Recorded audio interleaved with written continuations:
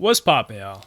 Back in April 17th, 2021, death of Spanish Harlem's rapper Black Rob, who was originally on Bad Boy Records, barely surpassed 50-year-old mark. It left people in a sad state of shock, especially shining a light on Bad Boy Records as a whole, how legendary of a record label it once was, and it made me think, what has happened to Bad Boy Records? Because the biggest guy we've got on there right now is Machine Gun Kelly, who doesn't even really rap no more. Just 8 days after the DMX, another rapper from his era passed away, and it left unanswered questions regarding his demise. Some hip-hop fans called it the Bad Boy curse. Other people blamed his former label owner, Diddy, among the wealthiest in business as a whole, not just rap business, for not stepping up sooner when it became public knowledge that Rob was in poor health.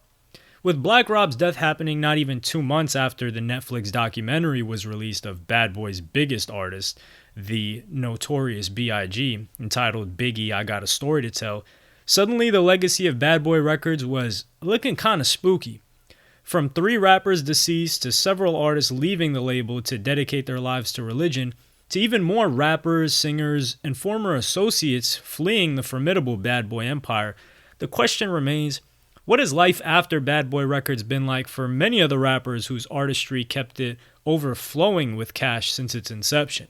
After Sean P. Diddy Combs went from his position as an A&R executive at Andre Harrell's Uptown Records, developing early 90s R&B artists with a hip-hop flavor like Mary J. Blige and Jodeci, Diddy started his Bad Boy Records money machine in 1993, setting it off with rappers like Craig Mack, the notorious B.I.G, Mase, The Lox, Black Rob, Loon, G-Dep, Shine, and R&B acts like Faith Evans, Total, 112, Mario Winans, and Diddy's ex-girlfriend Cassie. The talent train looked like it would travel onward forever. But strangely enough, not only are none of those performers no longer associated with Bad Boy, neither are over 20 others.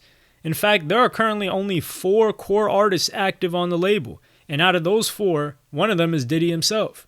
The roster in 2021 is rounded off with singer Janelle Monáe, who came aboard in 2007, rapper gone rock star Machine Gun Kelly, who signed in 2011, and none other than They Got Amnesia, French Montana, who arrived in 2012. The net worth of the biggest star on Bad Boy, P. Diddy, is riding high near the $900 million, anywhere from $800 million to $1 billion. But that fairy tale journey was much worse for 8 guys on Bad Boy. Notorious B.I.G, Craig Mack, Black Rob are dead. 3 other Bad Boy artists left, in many cases to entirely different countries, and pursued intense religious changes in their lives. Mase left the New York City area for Atlanta to become a Christian minister. The Brooklyn representer Shine returned to his birthplace of Belize and became an Orthodox Jew. Like Mase, Loon was also from Harlem and left to live in Egypt, changed his name from Chauncey Lamont Hawkins to Amir Junaid Muhaddith, and converted to Islam. Let's first look at the life after Bad Boy Records of the very first artist to get on board, Long Island MC Craig Mack. From the Suffolk County section of Long Island, New York, rapper Craig Mack went from being an early associate of rap duo EPMD to a rapper for P. Diddy, known in the 90s as Puff Daddy, and becoming the first signee to Bad Boy Records. Mack delivered the platinum smash hit of 1994, Flavor in Your Ear, and it looked like the sky was the limit. But the Brooklyn Bad Boy notorious B.I.G became more of a top priority, to the point that Craig's gold album, Project Funk the World, was released a week after B.I.G's 6 times platinum, Ready to Die, in September of 94. Biggie even had a standout verse on Craig Mack's Flavor in Your Ear remix that also had the added star power of Busta Rhymes, LL Cool J, and Busta's cousin, Rampage. Fast forward to a year later in 95, and Craig Mack left Diddy's Bad Boy family with his follow-up album, Operation Get Down, not arriving until 1997 on a smaller labeled Street Life Records. This time around, there was no gold album status, no platinum hits of any sort, and Craig sort of faded away into obscurity, not releasing a 3rd album until 20 years later. It wouldn't be until an odd YouTube video emerged in 2012 featuring Craig Mack essentially denouncing his old rap life and reborn as a Christian worshiper at the conservative Overcomer Ministry commune based in Walterboro, South Carolina. Craig's transition is being celebrated by Overcomer Ministry pastor Ralph Gordon Stair, referred to as Brother Stair. He's also been referred to as a cult leader by some. Before Brother Stair's 2021 death, he had already pleaded guilty to the charge of assault and battery and was sentenced to time served, a total of 77 days in custody. However, numerous women have accused Brother Stair of many despicable things, to say the least. To make matters worse, Craig Mack's pastor, Brother Stair, was arrested on December 18, 2017, on 8 counts, 3 of which were first-degree criminal conduct towards women, and single counts of assault with the intent to commit criminal conduct, kidnapping, second-degree assault, first-degree burglary, and criminal conduct with a minor. What would push Craig Mack to get as far away from the music industry as possible, including turning down an offer for Bad Boy reunion performances? When Mack passed away from heart failure on March 12, 2018, at the young age of 47, it came as a shock, adding fuel to the fire that there is some sort of Bad Boy curse in the eyes of the fans. During the beginning of 1997, Bad Boy forefather Craig Mack was no longer in the picture, and Biggie Smalls, or the notorious b.i.g. for legal purposes, was sitting at the top of the mountain, trying to end the media-hype East Coast-West Coast rap beef, especially after the September 1996 murder of his rival Tupac. B.I.G. had his sophomore album, double album, Life After Death, on the way, an eerie title for a project that the notorious B.I.G. wouldn't even live to see it released when it hit record stores 16 days after his death. He's even pictured standing next to a funeral hearse for the album artwork. Really creepy stuff. Strangely enough, in the middle of red-hot fire tension between LA and New York, as LA was presumed to be on Tupac's side and New York presumed to be on Biggie's side when the two didn't get along, the notorious B.I.G. still went out to Los Angeles to create the music video for his lead single Hypnotize. In February 1997, about a month before he would be shot and killed in the state of California. He even remained out there for the Soul Train Music Awards in early March.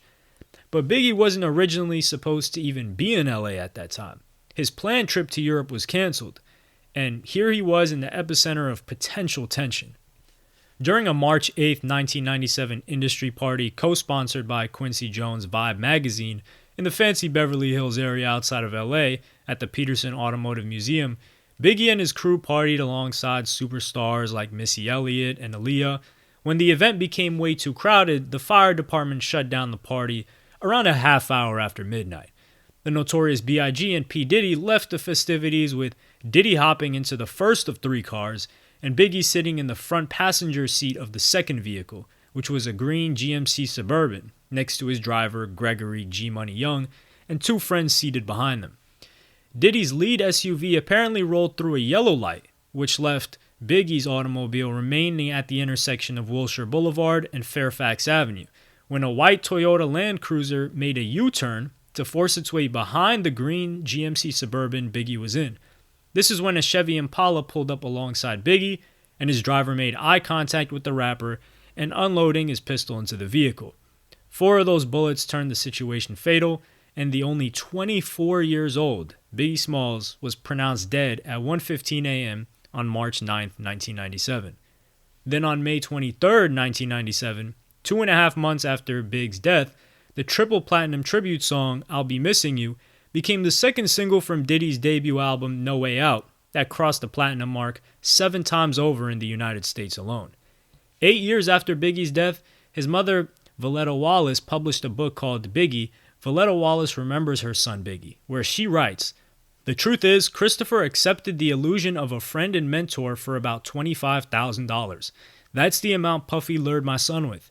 It was enough money to make my son believe that Puffy was ready to do anything for him." The myth of the Bad Boy curse struck again when Diddy's sidekick rapper Mase was being put in position to be the new star soloist at the label after Biggie's passing.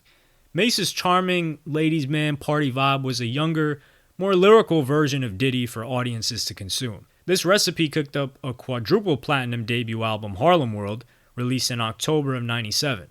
When it came time for Mase, birth name Mason Betha, or Beatha, I'm not entirely sure how to pronounce that, to re-up with a second album in 1999, the aptly titled Double Up, he not only quit Bad Boy the same year the album came out, But Mase became Minister Mase when he announced the formation of SANE Ministries, with SANE standing for Saving a Nation Endangered. Mase reportedly spoke on a radio show discussing the deaths of Tupac and Biggie. Tupac heard the call and he didn't heed the warning. Biggie heard it, he didn't heed it. I'm no fool. But as Mase bounced back between being a church pastor and having a few false starts when he tried to return to the rap game, it seemed that the calling of God wasn't the only reason he left Bad Boy Records. In an Instagram post in January of 2020, Mase declared that P. Diddy still owed him his publishing from 24 years ago. Your past business practices knowingly have continued to purposely starve your artist and been extremely unfair to the very same artist that helped you obtain that Icon Award on the iconic Bad Boy label.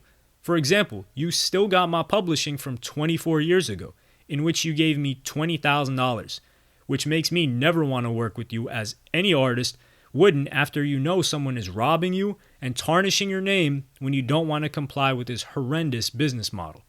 Mase became a Christian pastor during his life after Bad Boy. The Brooklyn rapper Shine, with the big, booming, really Biggie baritone voice, went from gangster rapper to Orthodox Jew who traveled to Jerusalem for his spiritual pilgrimage. The scary side of Bad Boy fame continued when 21-year-old Jamal Shine Barrow was convicted of 2 counts of assault, 2 gun possession charges, and 1 count of reckless endangerment in the Club New York court case where he was out partying with Diddy and Jennifer Lopez. While being interviewed by The Village Voice 1 week before Shine's verdict came down, Shine accused his former record label leader of betraying him in order to save his own self. In the last days of the trial, Shine admitted that he had a gun, stating that he pulled his gat, a 9mm Ruger loaded with hollow point bullets, only after a jealous clubgoer fired a gunshot intended to hit Diddy. Shine was convicted of attempted murder, assault, and reckless endangerment. Diddy was arrested too, but he was acquitted of all charges. This ordeal led to Shine's career screeching to a halt as he was sentenced to a decade in prison on June 1st, 2001, and he wouldn't see freedom outside of a prison cell until October 26th, 2009. When the reality of Shine's grim situation set in, he insisted on being released from his Bad Boy contract. P. Diddy has been known to sign several Harlem artists, from Mase to Black Rob. Somewhere between the street story of Black Rob and the smooth demeanor of Mase came the rapper Loon, himself a member of the rap group Harlem World that Mase handpicked and put an album out on. Loon's most memorable moments included his features on Diddy's I Need a Girl Parts 1 and 2, and landing a pair of 2002 R&B guest spots on Toni Braxton's single Hit the Freeway and 3LW's single I Do. 1 year after the 2003 release of Loon's self-titled debut solo album, Loon's next release would be his release from the label altogether. Speaking on his split with Bad Boy in an interview with The Breakfast Club, Loon said the following: "It was certain events that were taking place professionally and personally. I believe being in the presence of a person's life, Puff is a mogul. Puff has a huge impact on hip-hop and hip-hop history. To come from up underneath that, it's almost like Mission Impossible. It's very difficult for a person to give you your own identity when you're in the presence of somebody who actually is an artist himself. That's where people misconstrued the issues that come under Bad Boy, because your CEO is an artist." Similar to the religious transformations of Craig Mack and Mase towards Christianity and Shine's towards Judaism, Loon had his own when he converted to Islam in December 2008 after a trip to Abu Dhabi, UAE. Born Chauncey Lamont Hawkins, he officially changed his name to Amir Junaid Muhaddith after traveling to Mecca, Saudi Arabia. He ended his music career and relocated to Egypt until 2011. But even with Islam in his life, the quote-unquote bad boy curse plagued the man formerly known as Loon on November 22, 2011, when he was arrested during a trip to Brussels, Belgium, extradited to the United States in May of 2012, and was sentenced to 14 years imprisonment in July 2013 for conspiracy with intent to traffic 1 or more kilograms of heroin. Early freedom occurred when he was given an early release on July 29, 2020, in connection to the virus pandemic effects of the prison system. This bad boy curse energy even seemed to affect Mark Curry, a lesser-known former rapper on Bad Boy Records who made some appearances on Bad Boy Records and was a songwriter in Diddy's stable. Mark Curry, who also wrote a controversial book entirely about his past life at Bad Boy and his perception of P. Diddy with the cryptic title Dancing with the Devil, during an extended interview with the YouTuber named Giant, Mark Curry addressed some of the faulty business practices he claimed to witness at Bad Boy when he said, "I never been to the studio, amazingly. I never been to the studio to mix down one song, and no producer that ever produced a song for me has ever been paid for a track." So that just lets you know exactly how screwed my budget was. Mark Curry also spoke on the situation that the marquee hip-hop player on Bad Boy, the notorious b.i.g, was in prior to his murder, when he shared, Biggie Smalls had Junior Mafia, and Biggie Smalls also had a friend Andreas, so they were already starting their own record label before Biggie died. You remember, I believe, Biggie was getting into his own Brooklyn Mint clothing line and all of that. So Biggie was already on his way out the door, you know? And I just remember the stories of when Biggie would want money from Puff, and they would be doing a show, and Biggie wouldn't show up to the show until 10 minutes before the show. And Puff would be like, "Where's he at? Where's he at?" That's where he would get his leverage. Biggie knew that Puff needed him. If you break it down and look at the situation for what it truly is, Biggie Smalls made Bad Boy. Bad Boy is Biggie Smalls. When Mark Curry's book Dancing with the Devil came out, there were plenty of really juicy tidbits of alleged shady business.